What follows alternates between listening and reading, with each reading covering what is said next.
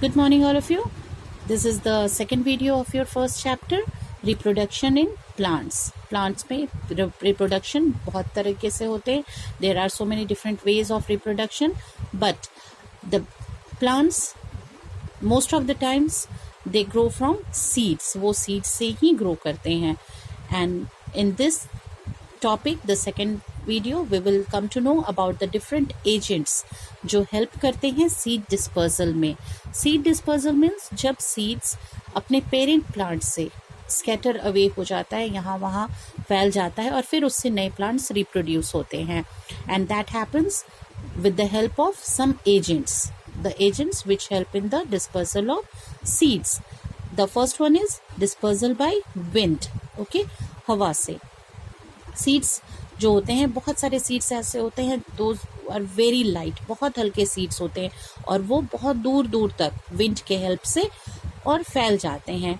Like the seeds of the dandelion, उनके tiny hair होते हैं और विंग्स की तरह वो निकले होते हैं और वो एयर में फ्लोट करते जाते हैं और फैल जाते हैं. लाइक द कॉटन सीड्स, कई बार आपने गर्मियों में देखा होगा cotton seeds, like this one you must have seen so many times, है ना.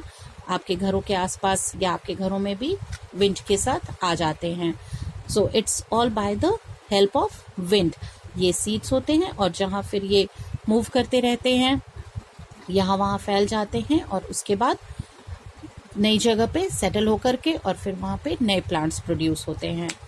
Then the second agent is water. Okay, dispersal by water. Water is also a very important agent in dispersal of seeds. कई बार जो fruits होते हैं उनके seed पानी में गिर जाते हैं और वो उसके फ्लो के साथ किसी और जगह पे पहुंच जाते हैं और जहां वो रुकते हैं वहां उन्हें सॉइल मिल जाती है, वो प्रॉपर टेम्परेचर, सनलाइट सब कुछ मिलता है and then they grow at the new places. So the dispersal by water. Okay, the example of dispersal by water is coconut. Okay, coconut से भी dispersal water के through होता है.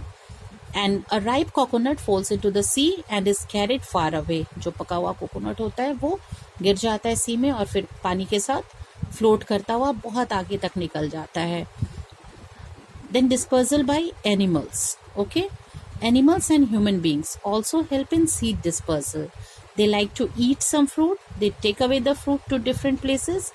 आप कई बार अपने हाथों में फ्रूट्स लेकर के और कई जगह निकल जाते हैं और वो उनके सीड्स आपके पास होते हैं. आपने जहाँ पे वो फ्रूट्स खाए उनके सीड को वहीं पे फेंक दिया. Then they grow into the new plants. Okay, the seeds of mangoes, cherries, apples ये disperse होते हैं इसी तरह से. Human beings हैं या animals हैं, they used to eat the fruits और अपने साथ जो फ्रूट है उसको कैरी करते हैं और जहाँ पे उन्होंने उस फ्रूट को खाया उसके सीड्स वहीं पे फेंक दिए ताकि वहाँ पे दूसरे प्लांट्स ग्रो कर जाते हैं. ओके, एंड कुछ ऐसे भी प्लांट्स हैं जो बर्ड्स के हेल्प से ग्रो करते हैं. Like the seeds present in fleshy fruits like berries are eaten by some birds. Berries जैसे जो फ्रूट्स होते हैं, you can see here the bird is eating the berries और इसको birds इस fruit को खाती हैं and they fly away to different places. बहुत अलग अलग जगहों पे जाती हैं birds and they carry the seeds with them and these seeds are passed out in their droppings unharmed. और इनके droppings में as a waste वो unharmed वो seeds निकल जाते हैं और उसके बाद उन seeds से नए plants grow करते हैं. Then the squirrel, it's a very good example of how the animals help in dispersal of seed. Squirrels collect करती हैं nuts like acorns और उनको they bury them for later use और उनको कहीं भी छिपा करके और दबा के चली जाती हैं कि वो बाद में उन्हें यूज़ करेंगी. But they often forget that, वो ये भूल जाती हैं कि उन्होंने अपने जो सीड्स जो नट्स खाने के लिए रखे थे वो उन्होंने कहाँ छिपा के रखे हैं. Okay, and later the seeds grow into new trees और वो जब उन्हें छिपा के चली जाती हैं सॉइल के अंदर या कहीं भी तो वो फिर वहाँ से एक नए प्लांट में ग्रो कर जाते हैं. And the so many other animals also, they help in the dispersal of seeds, क्योंकि एनिमल जो हैं वो यहाँ वहाँ घूमते चलते हैं, उनके बॉडीज़ में, उनके फर में कई बार बहुत सारे सीड्स स्टिक कर जाते हैं और एक जगह से दूसरे जगह तक कैरिड अवे हो जाते हैं, and then they grow into the new plants. Then dispersal by explosion. Okay, dispersal by explosion यानी कि ये जो सीड्स होते हैं ये पॉड्स में होते हैं. They are in the pods. Some plants like the pea, geranium, balsam and mustard, they have seeds in their pods. Or when the pods dry up, जब ये pods सूखते हैं, when they dry up, they burst open suddenly. अचानक ये फट जाते हैं और उससे explosion से, ये जो force of explosion होता है उससे seeds हर direction में फैल जाते हैं. ये explosion जिस force से होता है और फैल करके फिर वो seeds जहाँ भी गिरते हैं वहाँ पे नए plants आ जाते हैं. So this is how the seed is dispersed by explosion also. So the factors that is wind, water, animal, humans and explosion, ये जो फैक्टर्स हैं जो सीड डिस्पर्सल में हेल्प करते हैं, they are known as the agents of dispersal. Okay, now this is the next topic, the vegetative propagation. Vegetative propagation का मतलब होता है to grow a plant from the parts other than the seeds.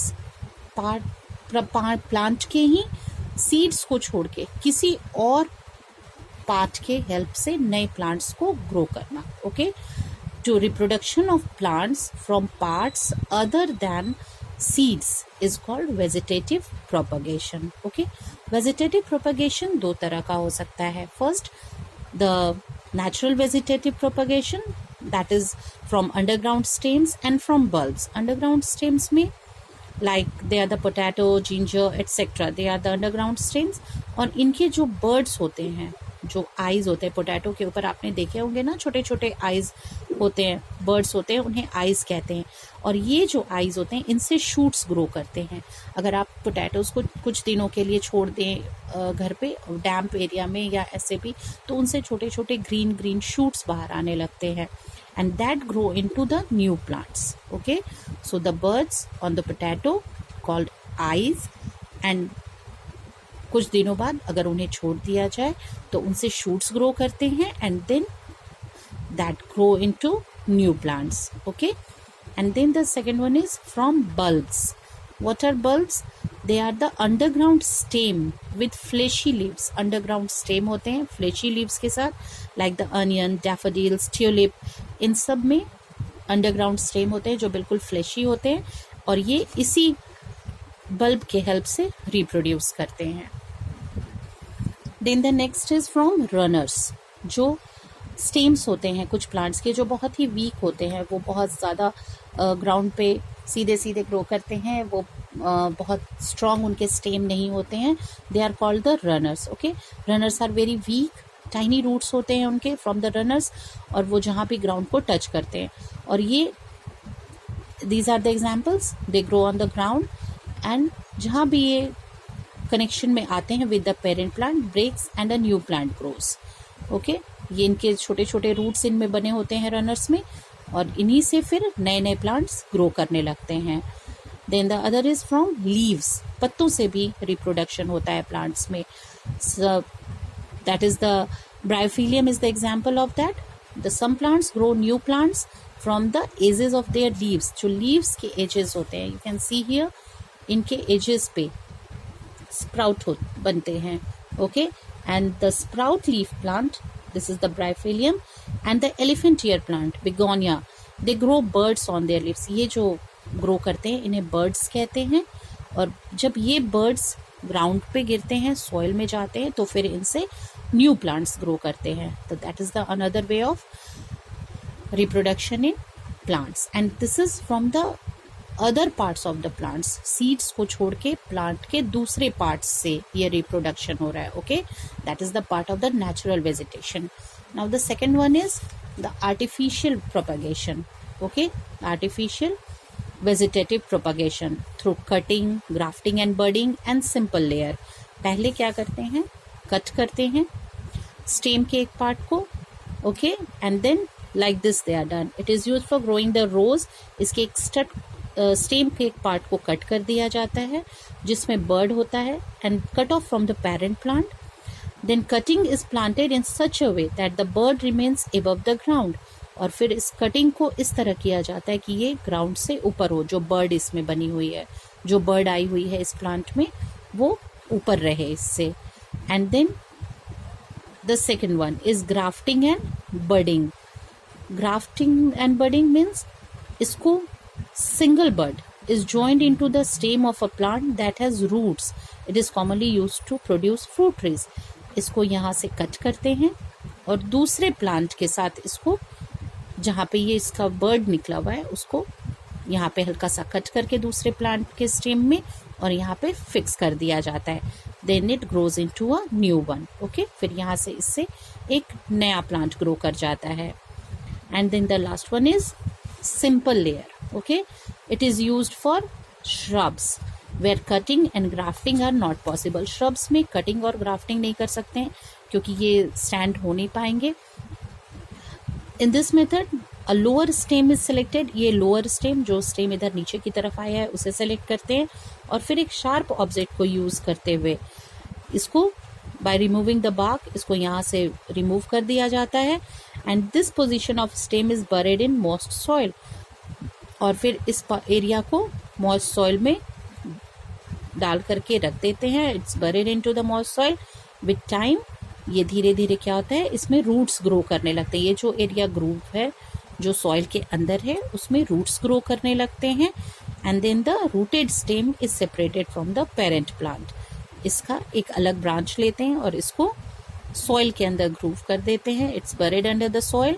Then कुछ समय बाद क्या होता है, इसमें यहाँ पे रूट्स आने लगते हैं एंड फिर इसको इस पेरेंट प्लांट से अलग कर दिया जाता है और ये एक अलग प्लांट ग्रो करता है. Okay, so that's it with your first chapter.